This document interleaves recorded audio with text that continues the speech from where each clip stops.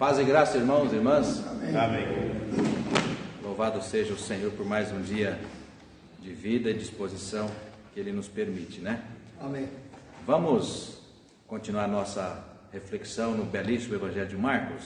Abra conosco aí o texto, Marcos capítulo 12. Já estamos, irmãos, próximo do fim, né, deste que é uma referência tão maravilhosa, né? Bebendo direto da fonte da palavra de Jesus, no primeiro Evangelho de Jesus segundo Marcos. Hoje no capítulo 12, iniciando um novo bloco, né? Na semana ainda que abriu, como nós falamos na semana passada, nas 2 semanas anteriores, Marcos, a partir do capítulo 11, inaugura, pelo menos na construção do seu texto, né, do seu livro, né, do seu evangelho, ele inaugura a entrada de Jesus em Jerusalém, que na tradição cristã ficou chamado como Semana Pascal, né, a semana do último ministério, a última semana do ministério de Jesus, quando ele entra em Jerusalém para concluir a sua missão e termina com a sua crucificação na sexta-feira, prisão na quinta-feira, crucificação na sexta-feira e ressurreição no domingo pela manhã, né? Então é assim que nós conhecemos a estrutura dos evangelhos, sobretudo aí o evangelho de Marcos. Então no capítulo 12, eu vou ler para vocês e vocês acompanham, e depois, como é do nosso hábito, nós vamos distribuir outras passagens bíblicas para atender aqui a nossa compreensão dessa parábola que Jesus conta, abrindo o capítulo 12 em Marcos. Você encontrou Marcos 12, amém? Amém. Verso 1 até o verso 12, diz assim: depois Jesus começou a falar-lhes por parábola. Eu só quero, só para você, como se diz, né, se atentar para o que eu estou falando, volta no capítulo 11, rapidinho, só para você visualizar. No capítulo 11, logo na entrada do capítulo 11, verso 1, tem lá o título, né? Jesus entra em Jerusalém, tá? Então, para você não vamos pensar geograficamente onde está Jesus, né? Então, Marcos, ele está na última semana, ele entra em Jerusalém para concluir o seu ministério terreno, tá? Então, o capítulo 11 tem lá os relatos, o capítulo 12 ele continua em Jerusalém, e aí ele vai contar uma parábola, e eu quero que você preste atenção. Então, o capítulo 12, Jesus está em Jerusalém. Depois Jesus começou a falar, capítulo 12, verso 1, a falar-lhes por parábola. Um homem plantou uma vinha, pôs uma cerca em volta dela, construiu um lagar, edificou uma torre e arrendou a vinha a alguns lavradores. Depois ausentou-se do país. No tempo da colheita, mandou um servo para que recebesse dos lavradores a sua parte dos frutos da vinha. Mas os lavradores o agarraram, o espancaram e o despacharam de mãos vazias. Verso 4. De novo, enviou-lhes outro servo, e eles bateram na cabeça dele e o insultaram. Mandou ainda um outro servo, e a este mataram. Muitos outros lhes enviou, dos quais espancaram uns e mataram outros. E restava-lhe ainda um outro, o seu amado filho. Por fim, mandou o filho pensando: o meu filho eles respeitarão. Mas os tais lavradores disseram entre si: este é o herdeiro, venham, vamos matá-lo e a herança será nossa. E agarrando o filho, mataram-no e o lançaram fora da vinha. Que fará, pois, o dono da vinha? Virá, exterminará aqueles lavradores e entregará a vinha a outros. Vocês ainda não leram este trecho da Escritura? A pedra que os construtores rejeitaram, essa veio a ser a pedra angular. Isto procede do Senhor e é maravilhoso aos nossos olhos? E procuravam prender, então concluindo o verso 12, né? De novo, né? É muito comum essa passagem, é muito recorrente nos 3 evangelhos, né? Toda vez que Jesus pregava, ou na sinagoga, ou no caso agora na última semana no templo, a palavra profética de Jesus era uma palavra de desconstrução de valores religiosos e deturpados da Escritura Sagrada. Então, era sempre que sacerdotes, escribas e fariseus, não gostando da palavra exortadora de Jesus, né, eles queriam sempre se livrar de Jesus, despachar Jesus. Aqui não foi diferente. Então no verso 12 ele conclui: procuravam prender a Jesus, porque entenderam que ele havia contado essa parábola contra eles. Sabe aquela coisa? Ah, esse pastor está pregando para mim. Como é antigo isso, né? Ah, esse pastor está pregando para mim. Então olha só, procuraram prender a Jesus porque entenderam que ele havia contado essa parábola contra eles, mas temiam o povo. Então eles o deixaram e foram embora. Vamos mais uma vez, irmãos e irmãs, nos dirigir a Deus em oração. Pai, nós te pedimos essa manhã, Senhor, com a tua palavra aberta, lida, ó Pai, diante dos nossos ouvidos e olhos, a instrução, ó Deus, do teu Santo Espírito, para que possamos, com fé, acolher, ó Pai, o alimento que vem das mãos do Senhor para o nosso coração. Dá-nos, ó Deus, entendimento, mas dá-nos também humildade, ó Pai, para com fé, se porventura a tua palavra, ó Pai, vir construir em nós exortação, transformação, mudança, que possamos crer, ó Pai, que é propósito do Senhor. Fala sempre conosco, em nome de Jesus. Amém. O título que eu dei para a nossa aula de hoje é o incômodo da palavra de Deus. E aqui, irmãos e irmãs, a palavra de Deus é palavra viva mesma, porque existem várias versões de Bíblia que as palavras de Jesus são descritas em vermelho, né? Não sei se vocês conhecem Bíblia assim. A Bíblia Thompson tem essa proposta, né? A tradução da Bíblia Thompson, todos os ditos de Jesus nos evangelhos, os 4 evangelhos, ele destaca em vermelho, né?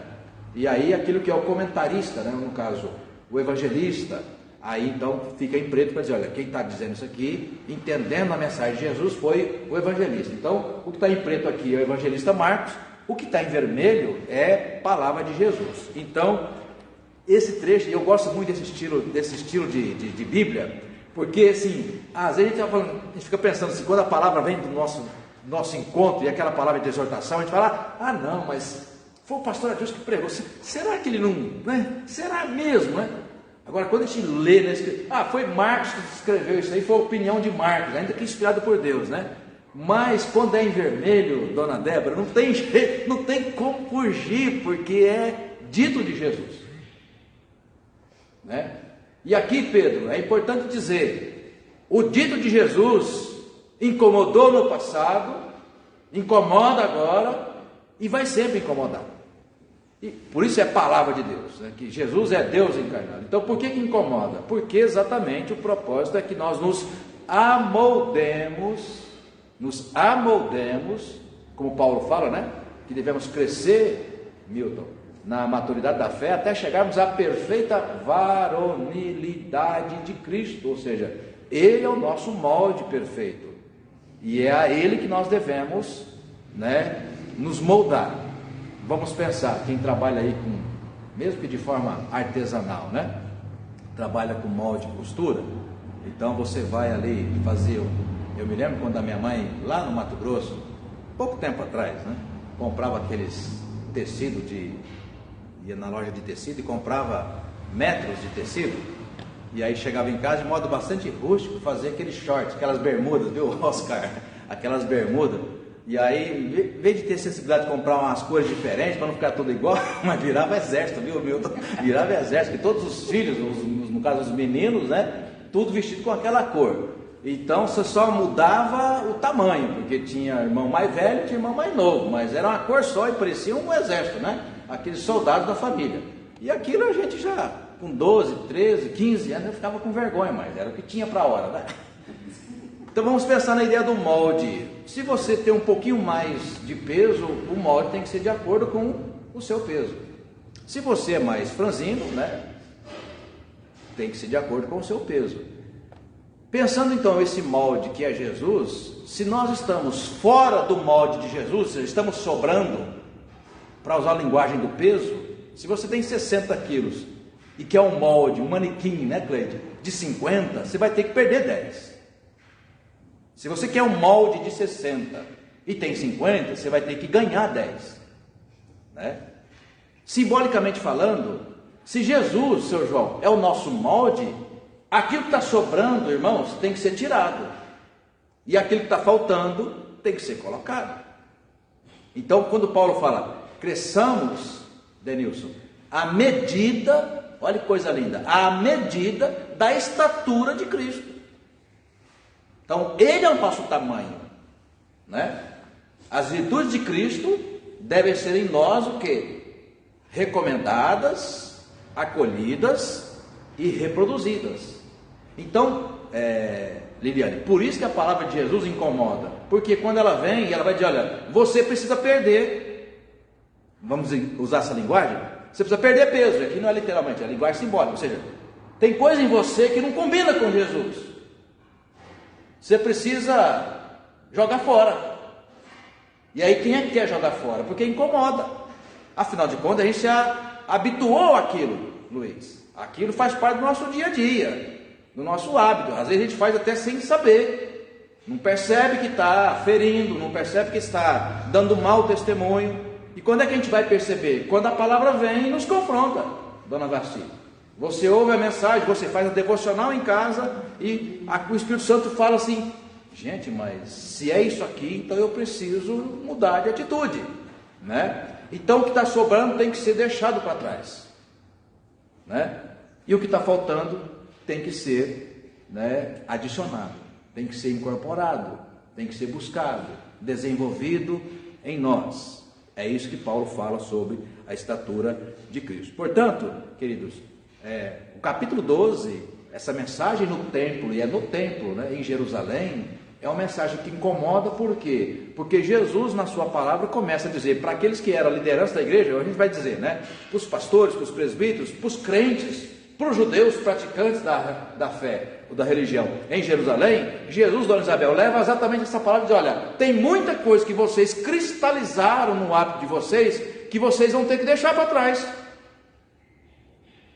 Isso não é vontade de Deus para vocês, não é propósito de Deus para vocês. E tem muita coisa que falta que vocês vão ter que buscar.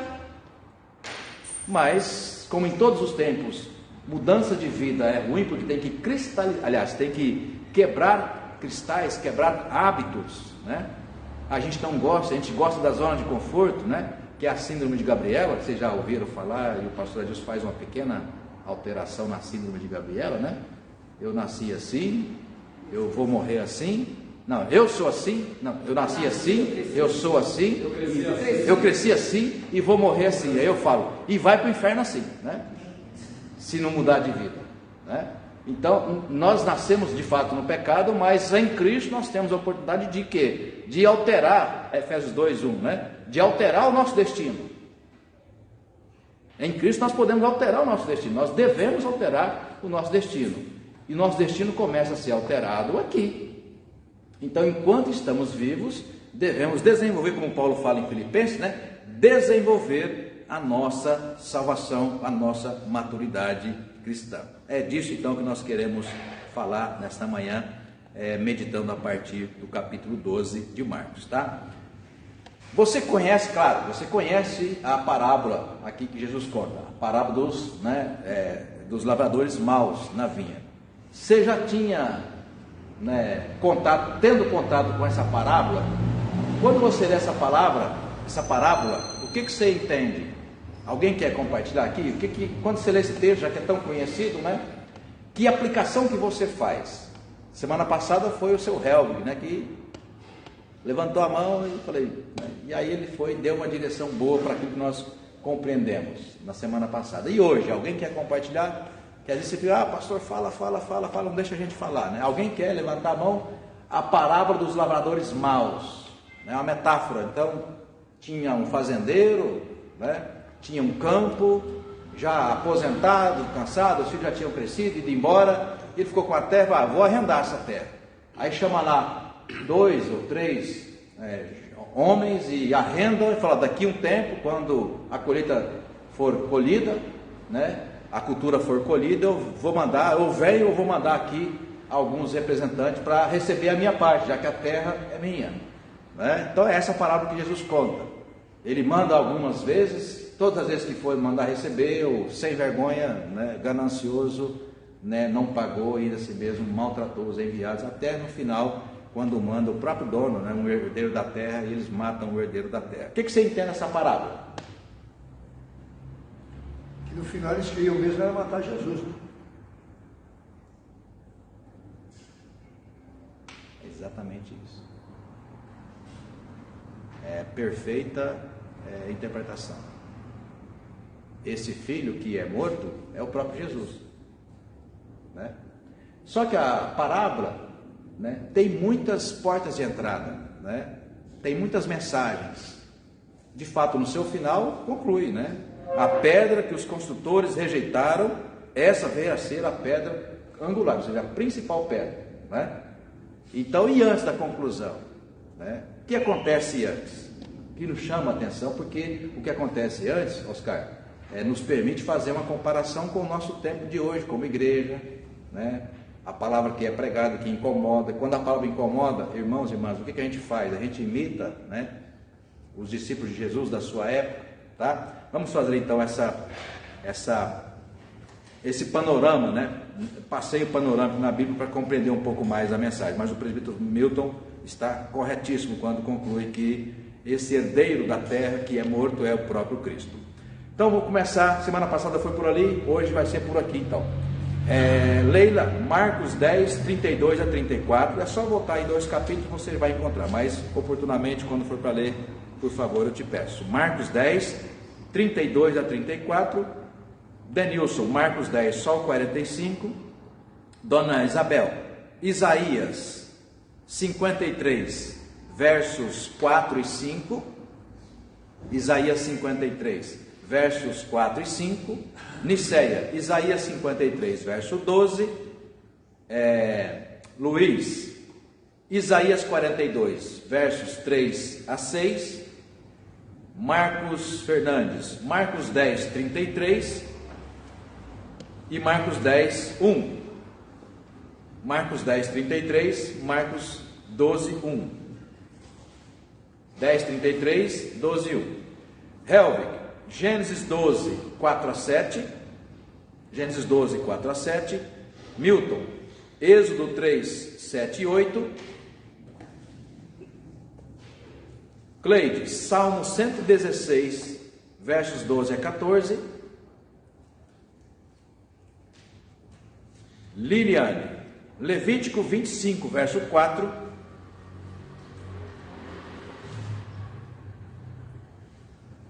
Vasti, Mateus 23, 37 a 39,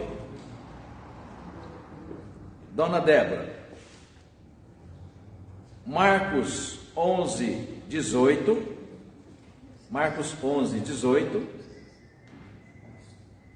Arthur, 2 Crônicas 24, 17 a 22, 2 Crônicas 24, 17 a 22. Pedro, Gálatas 3, 13. Marcos César, Deuteronômio 21, 23. Guilherme Silveira, Hebreus 13, 11, 12. Hebreus 13, 11, 12.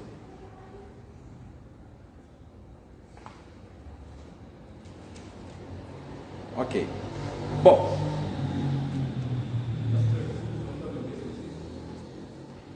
Você lembra o livro que eu falei? Isaías. Então é 42, 3 e 6. 3 a 6. 3 a 6. Bom. Todos estão com os textos aí prontos, então oportunamente eu vou pedir para você ler. Mas a nossa mesa, vamos pensar assim, os textos que nós distribuímos, eles serão colocados, Dona Isabel, como uma refeição que vai ser servida na mesa. Vamos pensar assim, né? Então a nossa mesa, presbítero Marcos, é Marcos 12. A nossa mesa, Oscar, é Marcos 12. E é sobre ela que nós precisamos servir esse almoço, né? Esse alimento. E nós vamos pegar várias, né, iguarias, né, que vão compor aí esse self-service, né? Ou seja, com bastante variedade. Então vamos para a mesa. Na mesa, Marcos 12, olha só, verso 1.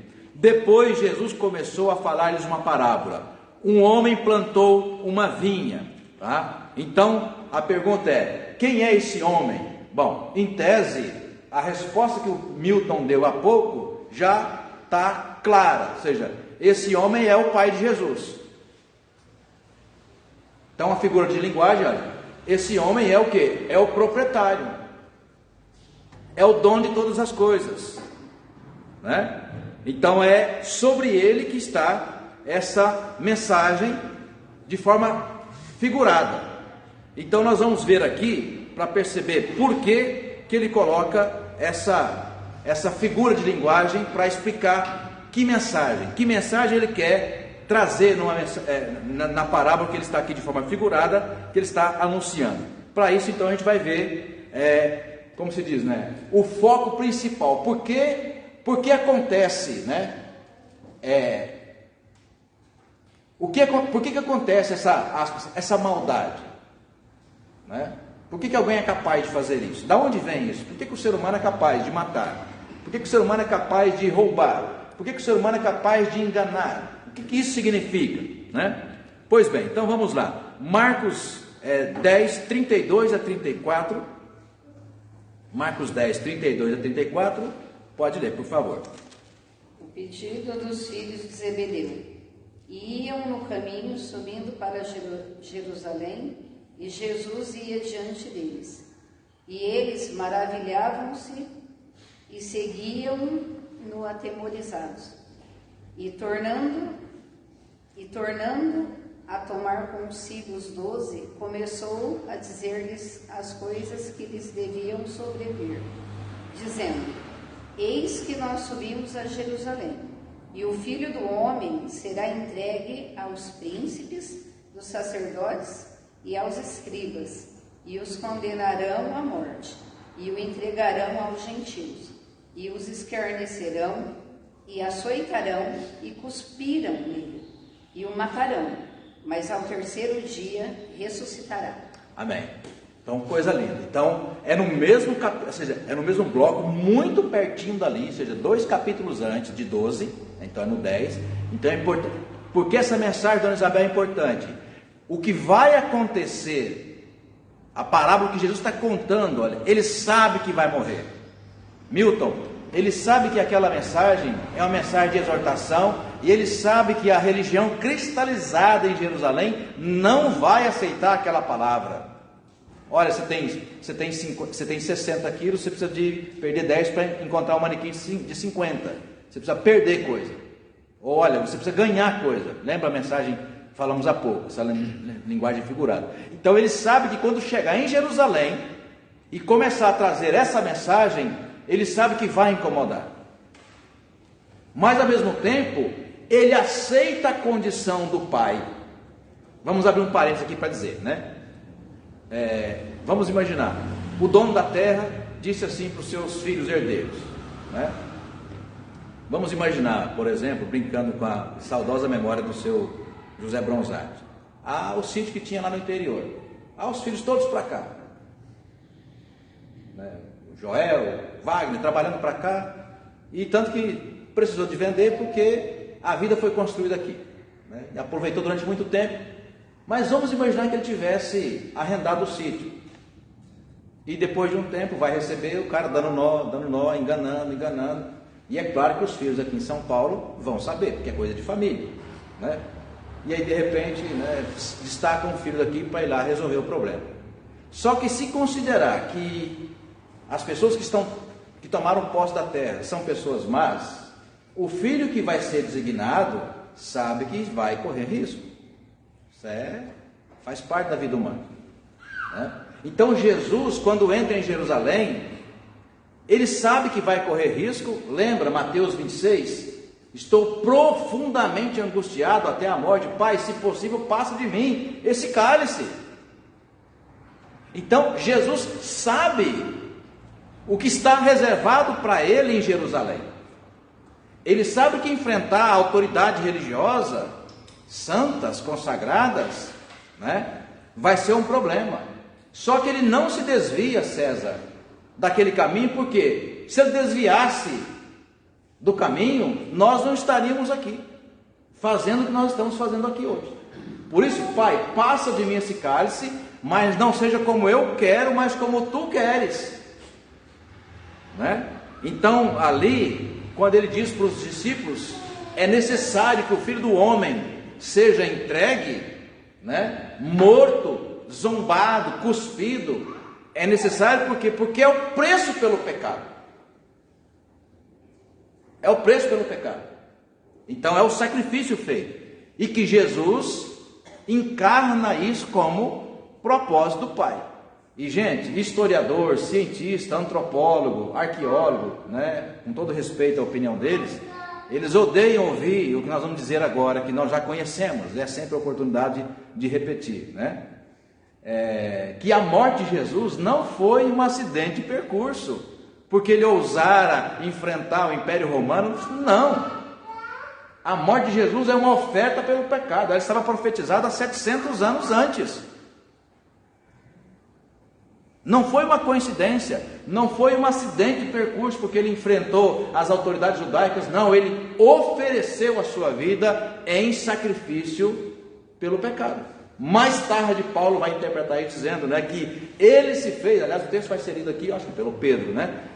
Ele se fez maldito por nós, porque o pai, no caso, o pai do Pedro vai ler o texto de Deuteronômio, que é, né, maldito todo aquele que for pendurado no madeiro.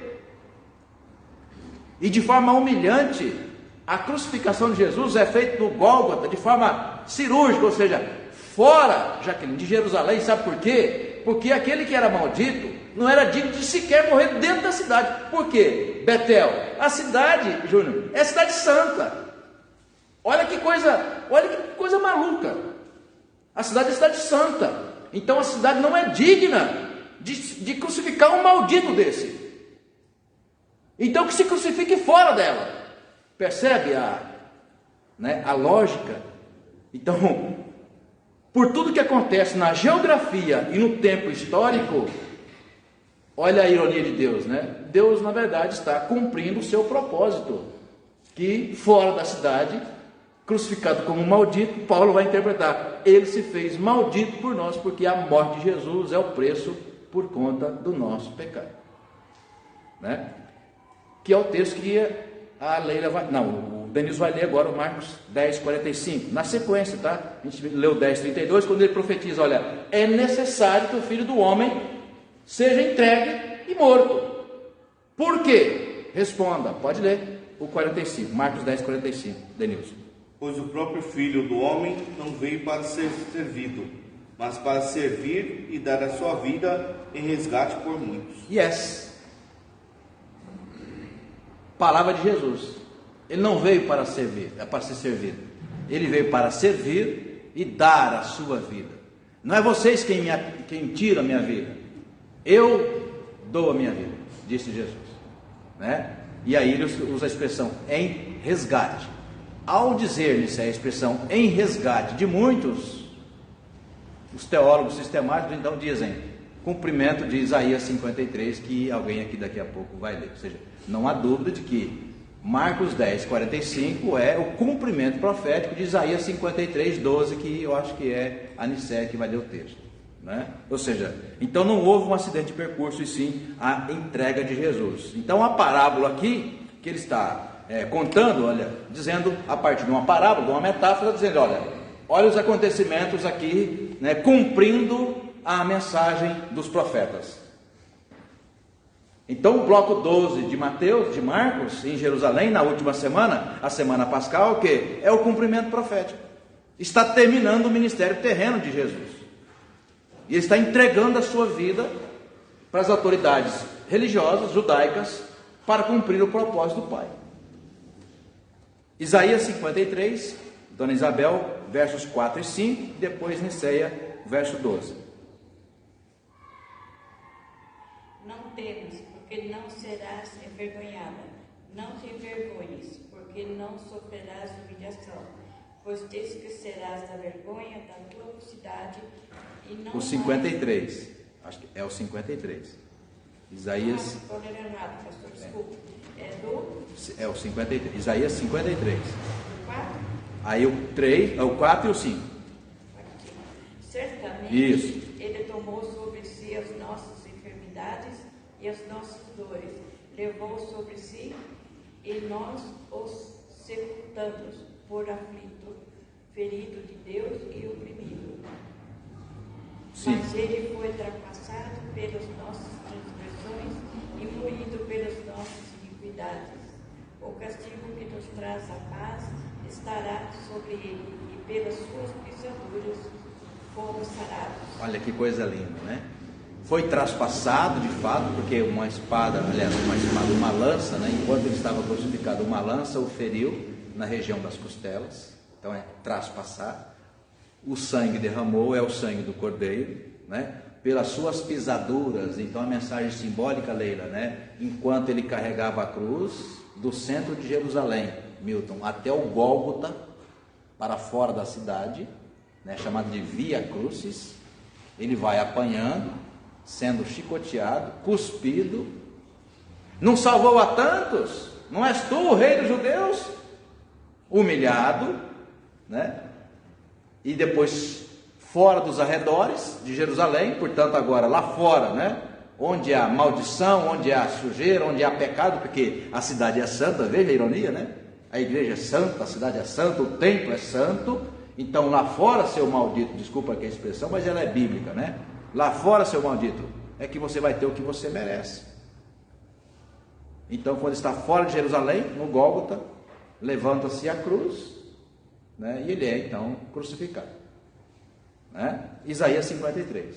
Então tudo aquilo, por tudo aquilo que ele passou, ele está representado. E aí, gente, coisa linda quando Paulo vai escrever Romanos 5, né? Por um só homem entrou o pecado, Adão. Por um só homem entra o quê? A salvação, né? Então o castigo que nos traz a paz recaiu sobre ele. Então a morte de Jesus não é um acidente, é uma oferta, é uma entrega. Por isso hoje, né? Abrindo outubro, nós celebramos mais de 500 anos da Reforma Protestante, porque nos trouxe de volta para essa mensagem central do Evangelho, que é: a salvação se dá pela fé, somente pela fé, porque não há outro caminho. Não é por aquilo que você fez, ou que você merece, ou pela sua capacidade de gestão da sua moral. Você pode gerir muito bem a sua vida moral e ir para o inferno, porque não é pela sua moral, boa ou ruim, mas é pela fé, né? Naquele que fez tudo, do começo ao fim, né? Essa mensagem que a Reforma Protestante vai resgatar no meio das trevas, né? Da Idade Média, que havia desavergonhadamente comercializado a salvação das almas, né? Verso 12, para concluir, Isaías 53. Pode ler, irmã. Por isso eu lhe darei tudo como a sua parte, e como os poderosos repartirá ele o despojo, porquanto derramou a sua alma na morte. Foi contado com os transgressores, contudo levou sobre si o pecado de muitos, e pelos transgressores intercedeu. Ok, obrigado. Tem alguns exegetas, a gente costuma brincar no mundo acadêmico, da teologia, que tem dois tipos de estudiosos da Bíblia, né?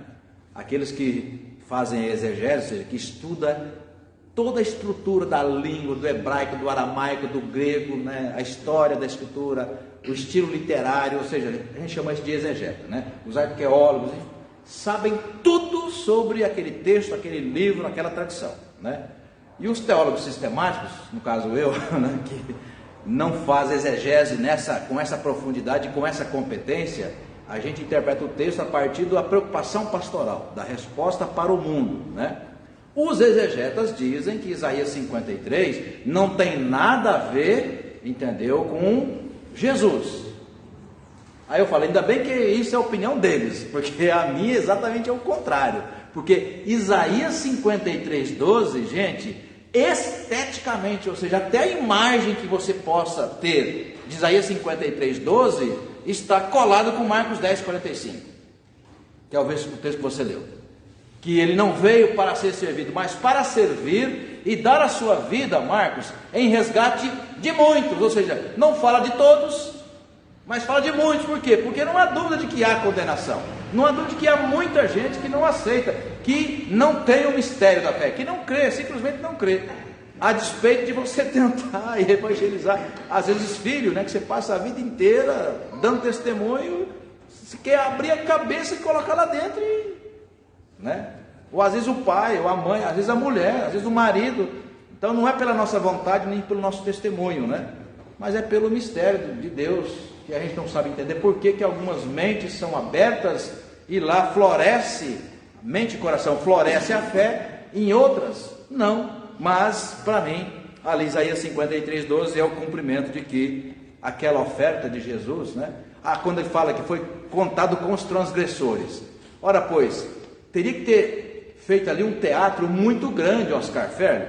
O teatro teria que ser muito bem ensaiado para lembrar que, para cumprir a profecia de Isaías 53, que ele foi contado com os transgressores, olha, para cumprir Isaías 53, a gente tem que crucificar Jesus perto de 2 ladrões. Teria que ter sido, Oscar, uma combinação, né? Ou coincidência? Não, o fato é que Marcos, aliás, os evangelhos, os 3, quando narram a crucificação de Jesus, ele estava acompanhado de 2 ladrões, ou 2 malfeitores. Então até nisso, o evangelho é completo ao dizer, né? Ele foi contado com os transgressores, ou seja, ele foi crucificado junto de ladrão, de gente sem vergonha, porque lá fora é o maldito, ou seja, você não é digno de estar aqui em Jerusalém, porque você é um malfeitor, percebe? Então esse é o conjunto, né, da mensagem que está por detrás da parábola que ele conta na última semana de ministério, na semana pascal em Jerusalém. Luiz, Isaías 42, 3-6. A cana trilhada não quebrará, nem apagará o pavio que o mede de verdade. Produzirá o filho, não faltará, nem será quebrantado. Que ponha na terra o juízo, e as vidas aguardarão as suas filhas. Assim diz Deus, o Senhor, que criou os céus e os extinguiu, e formou a terra e a tudo quanto produz. Que dá inspiração ao povo que nele está, e o Espírito aos que andam nela. Eu, o Senhor, te chamei em justiça, e te tomarei pela mão, e te guardarei, e te darei por conselho do povo, e para os dos gentios. Ok, obrigado. Então Jesus fala, eu te tomei pela mão, eu, o Senhor, farei essa aliança. Então olha, eu o chamei em justiça, e você será o mediador dessa aliança. Isaías 42, o servo sofredor, o ungido de Deus. Então é mais uma mensagem, mais uma profecia dizendo, olha, é Jesus, Deus os chamou em justiça, Deus os chamou em justiça, então ele vai cumprir aquilo para o qual estava designado, tá? Marcos 10:33, presbítero Marcos, o filho do homem, voltando ao nosso texto lá, Marcos capítulo 12, né, para não perder o foco da nossa mesa, Marcos 12, e o texto agora lido é Marcos 10:33, e na sequência 12:1. Eis que subimos para Jerusalém, e o Filho do Homem será entregue aos principais sacerdotes e aos escribas, condenarão à morte e entregarão aos gentios. Depois entrou Jesus a falar por parábola. O homem plantou uma vinha, cercou-a de uma sede, construiu um lagar, edificou uma torre, arrendou aos lavradores e ausentou-se do país. Ok, então o filho do homem de Marcos 10 é agora, como o Milton já no começo identificou, é Jesus. Então esse homem é o dono da terra, é o criador de todas as coisas, é Deus, e o filho dele é o que? É aquele que ele vai enviar, dona Isabel, para vir, né? E o 12:1, aliás, o 33, do que ele fala, esse filho do homem será, Jaqueline, levado para Jerusalém, ou levado ao mundo, encarnado ao mundo, para o quê? Para redimir o mundo. Então, Milton, nota 10, é Jesus, falando em parábola, para dizer para os seus ouvintes, né? E mesmo falando em parábola, no verso 12, quando termina, fala assim, essa mensagem é encomendada, essa mensagem é para nós, está incomodando, mesmo falando em parábola, né? Mesmo falando em parábola, não aceitam, por quê? Porque tinham que colocar-se ao molde de Jesus, né? Eles teriam que se amoldar ao manequim de Jesus, à estatura de Cristo, como Paulo fala, né? E quem é que quer? Não incomodar, não. Vamos nos livrar do profeta, que é mais barato. Plantou uma vinha, do verso 1, então, no capítulo 12, a gente vai ver Gênesis 12, 4 e 7. Quem é? Acho que é Helder, pode ler. Gênesis 12, 4 e 7. Partiu, pois, Abraão, como lhe ordenara ao Senhor. E Ló foi com ele. Tinha Abraão 75 anos quando saiu de Arã. Levou Abraão consigo a Sarai, sua mulher, e a Ló, filho de seu irmão, e todos os bens que haviam adquirido, e as pessoas que lhe acrescentaram, lhe acresceram em Arã. Partiu para a terra de Canaã, e lá chegaram. Atravessou Abraão a terra de Siquém, até o carvalho de Moré. Nesse tempo, os cananeus habitavam essa terra. Apareceu o Senhor a Abraão e lhe disse: darei a tua descendência a esta terra. Ali edificou Abraão um altar ao Senhor que lhe apareceu. Coisa linda, né? Então Deus chama Abraão, fala: a partir de ti, todos os povos da terra. Ele sai e vai para um lugar. Ele chega, que lugar?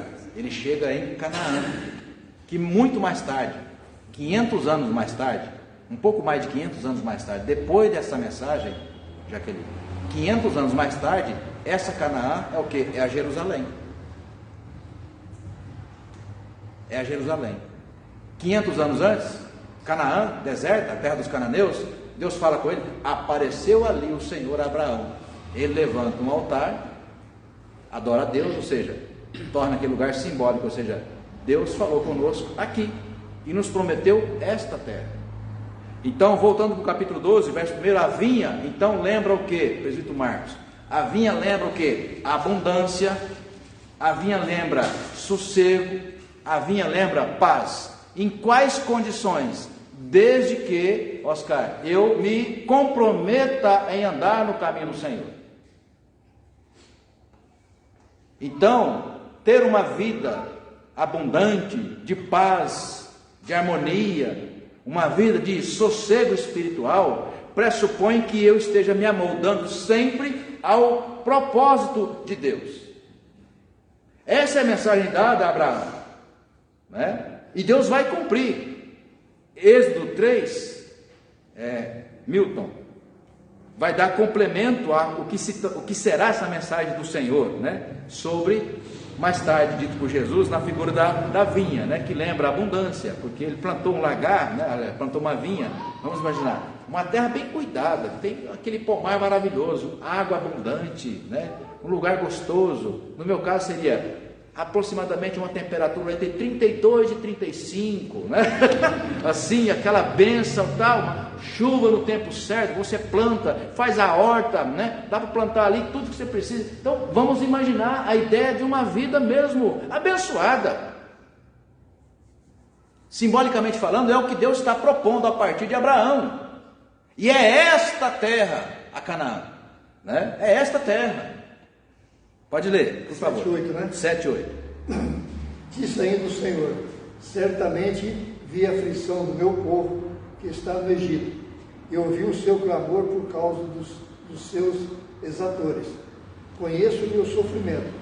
Por isso desci a fim de livrá-lo da mão dos egípcios, e para fazê-lo subir daquela terra a uma terra boa e ampla, terra que mana leite e mel, o lugar do cananeu, do eteu, do amorreu, do ferezeu, do eveu e do jebuseu. Então, só para vocês terem uma noção, não é em termos gerais, mas quer dizer, não é em termos específicos, mas em termos basicamente gerais, tá? De Abraão a Moisés, você tem em torno de quase 600 anos. Então, olha só, quase 600 anos, Deus dá a promessa para Abraão, fala: é esta terra, a Canaã. Só que os desdobramentos, a partir de Abraão, né, os vai e vem, a infidelidade, o povo vai, o povo volta, ou seja, vai chegar no Egito, 430 anos de escravidão, ou seja, Percebe? Já era para ser desde Abraão, bênção, mas o povo, não quer se amoldar ao princípio da palavra. Todo o Deuteronômio, o código da lei, era assim, olha, daqui a pouco a gente vai ler o texto, que eu não passei para vocês, porque ele é estratégico, para que a gente possa morar numa vinha que o próprio Deus plantou, Marcos 12, para que a gente possa morar numa vinha, Dona Isabel, que o próprio Deus está nos oferecendo, nós temos que nos colocar as condições que são dadas. Então a metáfora agora faz sentido. Quais são as condições? Olha, ô trabalhadores que eu estou alugando para vocês, a terra é minha, a vinha já está pronta, entrem nela, saboreiem tudo, vivam com abundância, com alegria, com paz, com sossego, mas não se esqueçam, a vinha não é de vocês. Em setembro eu venho buscar a parte que me cabe. Buscar a parte que me cabe lembra sempre o que, já que é uma metáfora? Olha, cuide bem dela, para que vocês nunca saiam dela. Nunca saiam dela. Então, em setembro, vou buscar a minha parte para dizer, olha, a terra não é de vocês, mas vocês podem ficar nela o tempo que vocês precisarem. Mas há uma condição. Uma parte vocês têm que me pagar. E aí, no caso ali, a condição para Deus é a fidelidade, Milton. Nos amoldar ao princípio proposto por Deus. Vamos todos, que esse texto eu não passei, tá? É maravilhoso para a gente quase que já ir afunilando aqui para o final da nossa reflexão. Deuteronômio 26. Vamos todos encontrar o texto que é maravilhoso. Deuteronômio 26.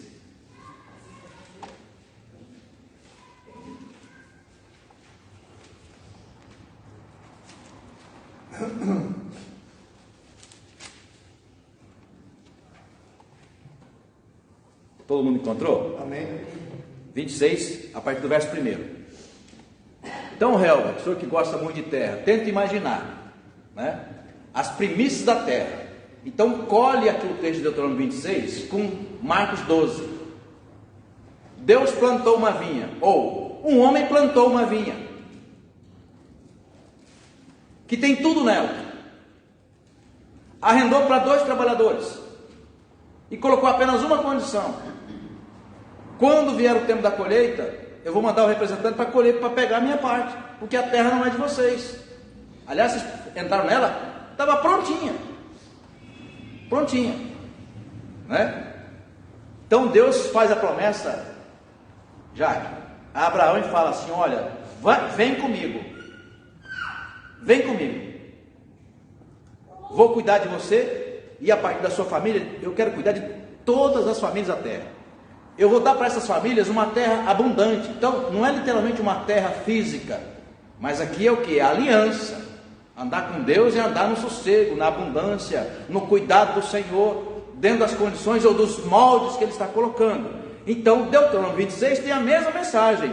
Verso 1: ao entrar na terra que o Senhor, seu Deus, lhe dá por herança, ou a gente poderia pensar, por empréstimo, já que ela está sendo arrendada, ao possuí-la e nela morar, você deve pegar as primícias de todos os frutos que colheu na terra que o Senhor, seu Deus, te deu, colocá-los num cesto e ir ao lugar que o Senhor, seu Deus, escolher para ali fazer habitar o seu nome.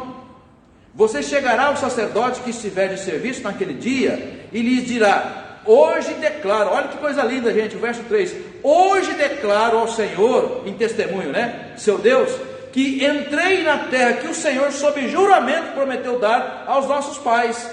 O sacerdote pegará o cesto, colocará diante do altar do Senhor, seu Deus.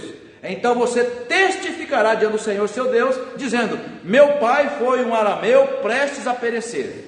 Ele foi para o Egito, ali viveu como estrangeiro, com pouca gente, ali veio a ser nação grande, forte e numerosa. Mas os egípcios os maltrataram, oprimiram, impuseram dura servidão. Clamamos ao Senhor, Deus nossos pais. O Senhor ouviu a nossa voz e ouviu a nossa angústia, o nosso trabalho e a nossa opressão. E o Senhor nos tirou do Egito com mão poderosa, com braço estendido, com um grande espanto, com sinais, com milagres. Ele nos trouxe a este lugar e nos deu esta terra, terra que mana leite e mel. Eis que agora, ou seja, como recompensa, verso 10: eis que agora trago as primícias dos frutos da terra que tu, ó Senhor, me deste. Então você as colocará diante do Senhor seu Deus e se prostrará diante dele. Você se alegrará por todo o bem que o Senhor seu Deus tem feito a você e a sua casa. E também se alegrarão os levitas, os estrangeiros que morarem com você. Ou seja, já de muito tempo a mensagem é a mesma: a Deus, Helvin, tudo pertence. E Deus generosa e abundantemente nos abençoa com respiração, com saúde, com um tempo de vida. Imagina, Deus nos deu, ou Deus deu já para vocês, alguns de vocês, 80 anos. Quantos morreram na infância? Na juventude? Então 80 anos de vida, tudo que vocês construíram. Então no coração de quem tem fé em Deus, toda vez que ele olha para a sua história, Dona Isabel, ele não tem como não agradecer a Deus. Se ele é temente a Deus, ele fala: tudo que aconteceu na minha vida, eu não tenho dúvida nenhuma de que foi o cuidar de Deus comigo. Então por isso eu sou grato ao Senhor. É isso que Deuteronômio está colocando para nós, e é isso que na última semana de Jesus em Jerusalém, Denilson, ele está dizendo para os seus ali, para os líderes da igreja. Conta uma parábola. Olha, um homem, o dono da vinha, uma vinha prontinha, maravilhosa, terra linda, ofereceu para 2 homens, de graça, com apenas uma permuta. Em setembro vem buscar a colheita. A mensagem figurada seria: olha, comereis o melhor dessa terra. Deus promete, Ele vai cuidar de você, não só nessa terra, mas Ele ainda quer que você viva com Ele eternamente na glória. Ele só te pede uma coisa, uma única coisa. Ele vai fazer tudo. Ele só espera uma coisa: que você o reconheça como Senhor e o adore. Irmãos e irmãs, e muitos nem isso conseguem fazer. Por isso que a palavra incomoda. E aí eles preferem se livrar do pregador, do profeta, do que amoldar, como Paulo falou, amoldar ao molde, sendo redundante, de Cristo. Então mudam, Arthur, mudam-se as figuras, mas a mensagem é a mesma. É isso que Jesus estava dizendo para eles. Desde Abraão, a mensagem era essa. Levítico 25, 4.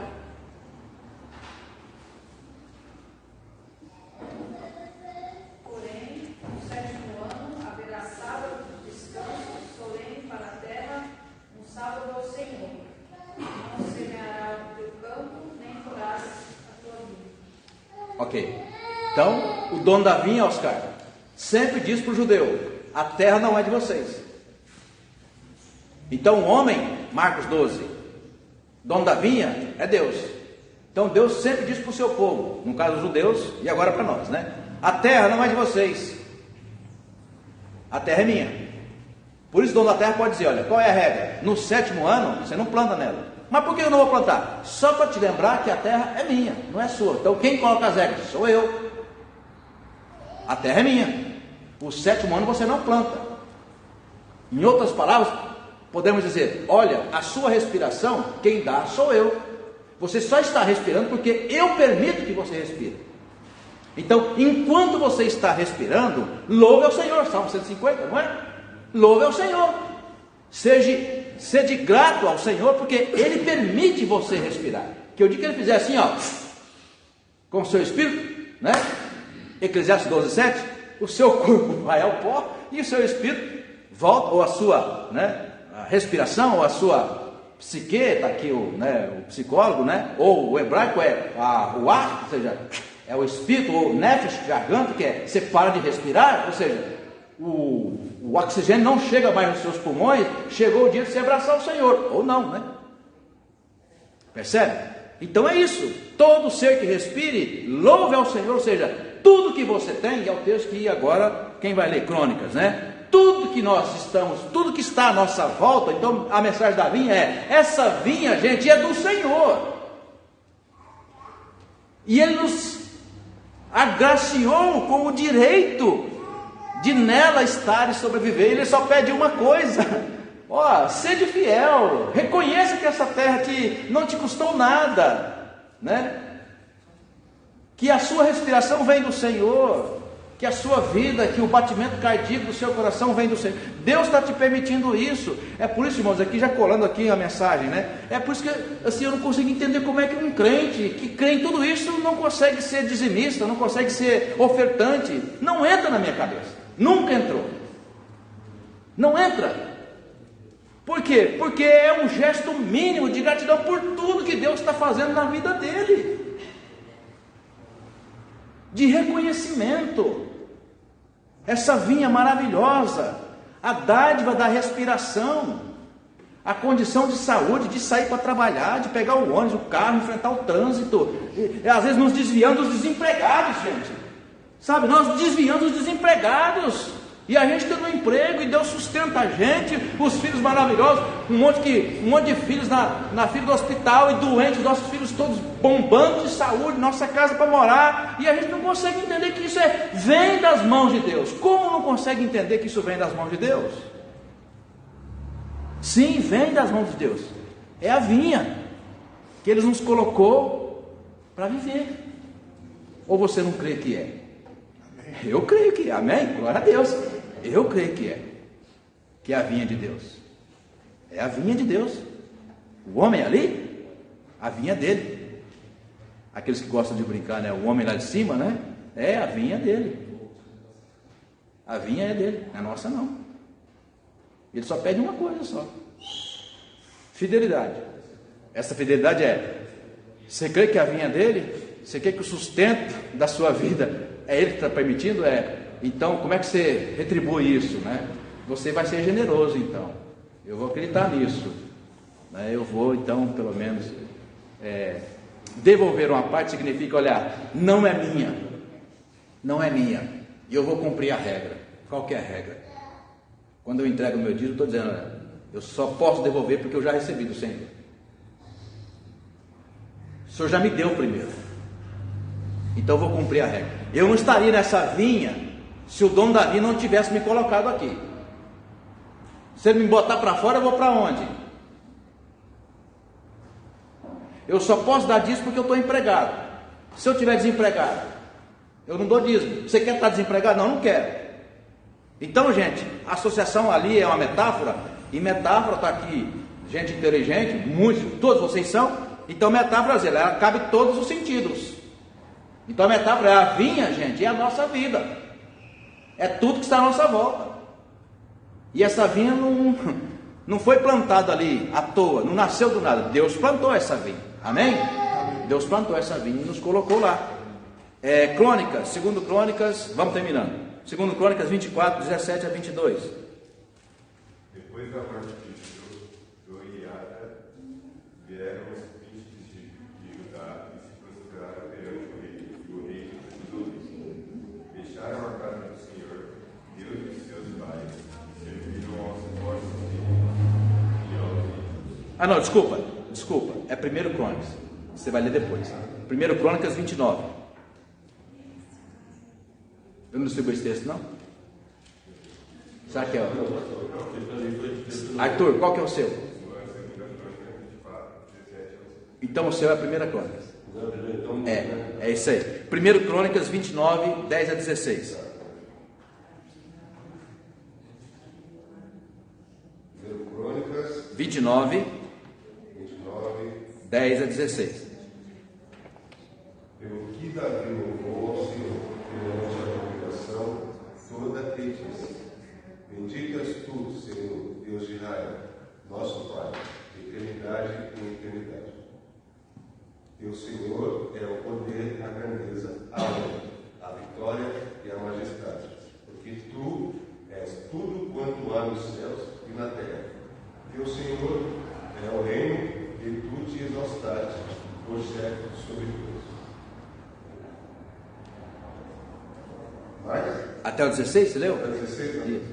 Tá bom. Riquezas e glórias vêm de ti. Tu dominas sobre tudo, na tua mão há força e poder. obstaram em vencedor e a tua força. Agora, pois, o Senhor Deus, o Senhor nosso Deus, graça te damos, e louvamos ao teu glorioso nome, porque quem sou eu e quem é o meu povo, para que pudéssemos dar voluntariamente estas coisas, porque tudo vem de ti, e das tuas mãos te damos, porque somos estranhos diante de ti e peregrinos como todos os nossos pais. Como as sombras são os nossos dias sobre a terra e não temos permanência. Senhor, o nosso Deus, toda esta abundância que preparamos para ti edificar uma casa ao teu santo nome, vem da tua mão e é toda tua.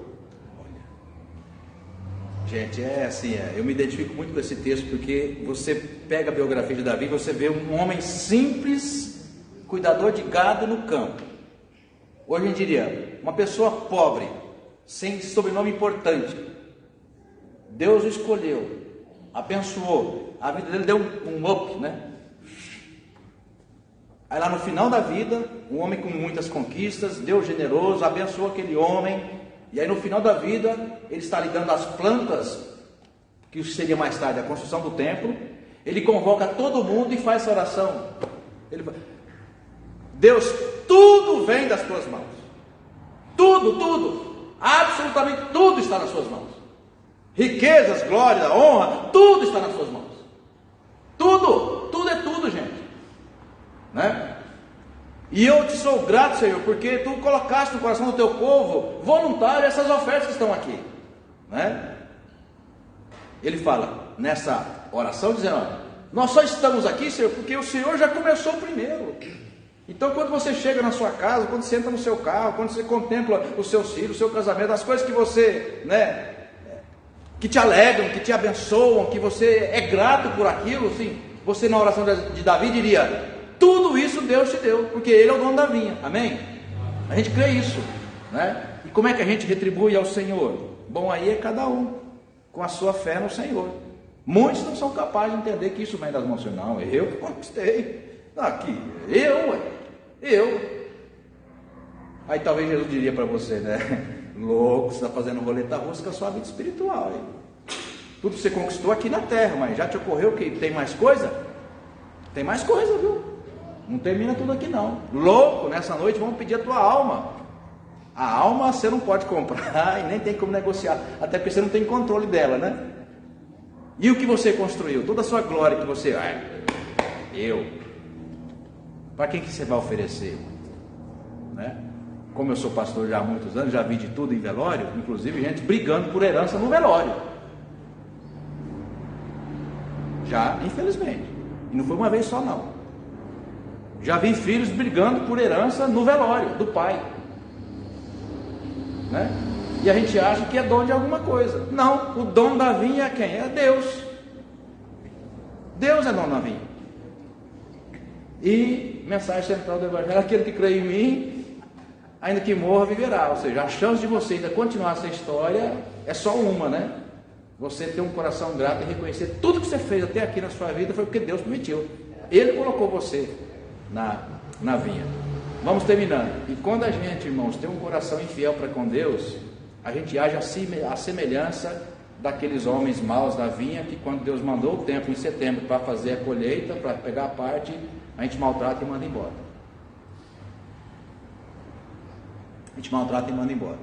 A gente não reconhece que tudo que Deus fez até aqui na nossa vida foi por graça. Então, quando a gente não dá a parte, ou seja, não é generoso, não reconhece, a gente faz o mesmo. A gente maltrata o dono da vinha, ou seja, nos seus representantes, a gente maltrata e manda embora.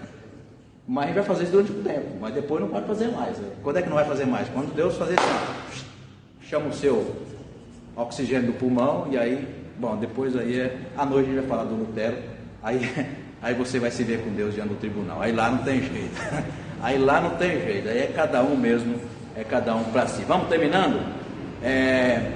Só para a gente lembrar então, quando Jesus, no final voltando lá para Marcos, aliás, faltam 3 minutos no meu, é isso mesmo? Ou já passou? Passou? Então eu vou ter que mexer no meu relógio. Então vamos todos juntos terminar Marcos 12, e aí eu faço Me perdoe aqueles que não puderam ler o texto que foi citado, mas dá para a gente concluir aqui a partir do versículo do capítulo 12 de Marcos, né? Bom, quando vocês reparam, ele mandou vários representantes até antes de mandar o filho, o herdeiro.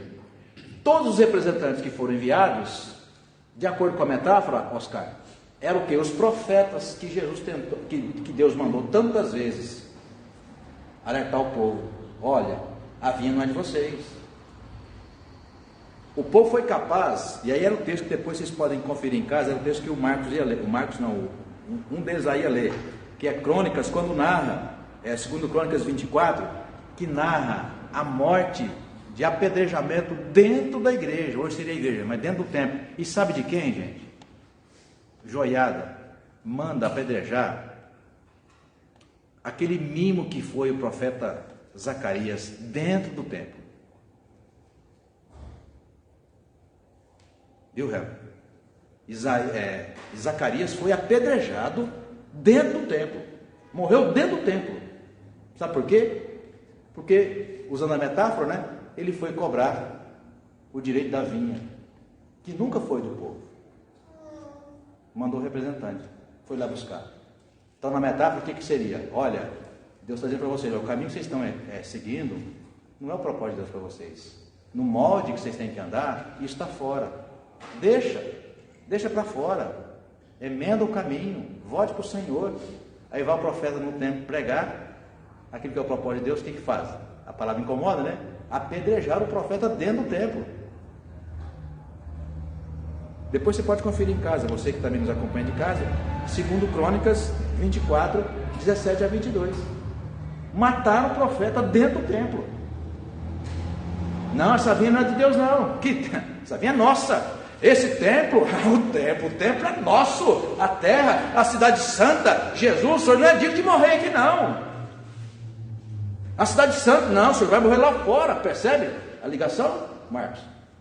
Jesus não foi digno de morrer dentro da cidade santa de Jerusalém, morreu fora. Aonde vai a maldade humana e o pecado? A cegueira de não reconhecer que a vinha é de Deus. A vinha é dele, não é nossa. E em setembro, brincando em setembro porque é a época da colheita de algumas culturas, de algumas culturas.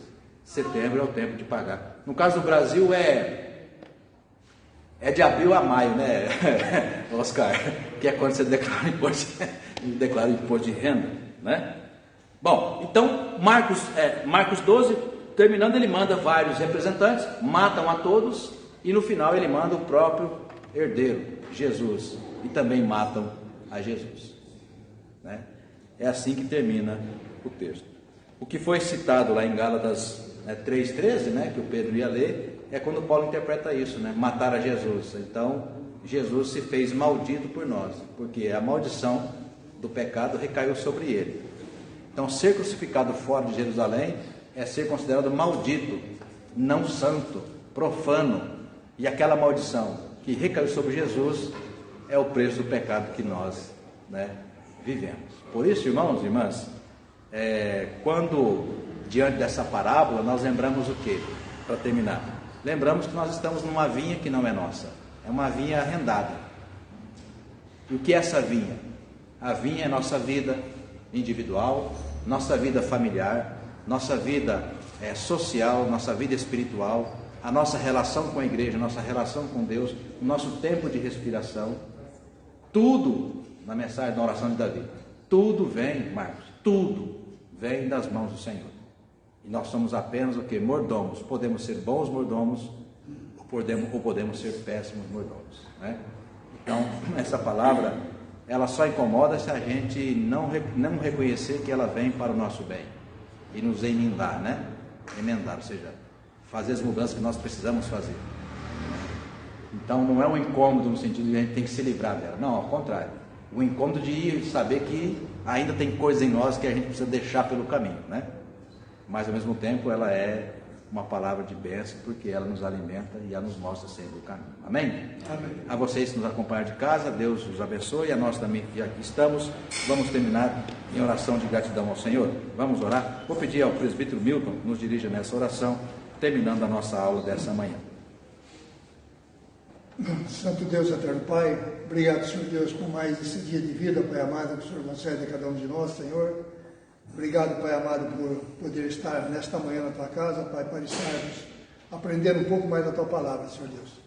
Que essa palavra realmente, Senhor Deus, possa vir de encontro aos nossos corações, às nossas necessidades, e que o Senhor possa estar aumentando a nossa fé em Ti a cada dia, Pai amado. Sim, Senhor. Obrigado, Senhor Deus, por esse dia maravilhoso que o Senhor concede a cada um de nós, e que o Senhor possa agora estar nos levando também, Senhor Deus, para os nossos lares, debaixo dos Teus paternais cuidados. Sim, Senhor. E que logo mais à noite também, Senhor Deus, nós possamos estar de volta aqui na Tua casa, para estarmos aqui louvando e bendizendo o Teu nome, Pai amado, e participando também, Senhor Deus, da ceia do Senhor. Amém. Que Tu mesmo instituísse para cada um de nós. Senhor. Amém. Que nós possamos estar sempre Te louvando, sempre Te buscando, e sempre, Senhor Deus, caminhando na Tua direção. Sim, sim. É o que eu te peço e te agradeço em nome do Teu Filho amado Jesus. Amém. Amém. Deus os abençoe a todos, irmãos, em nome de Jesus.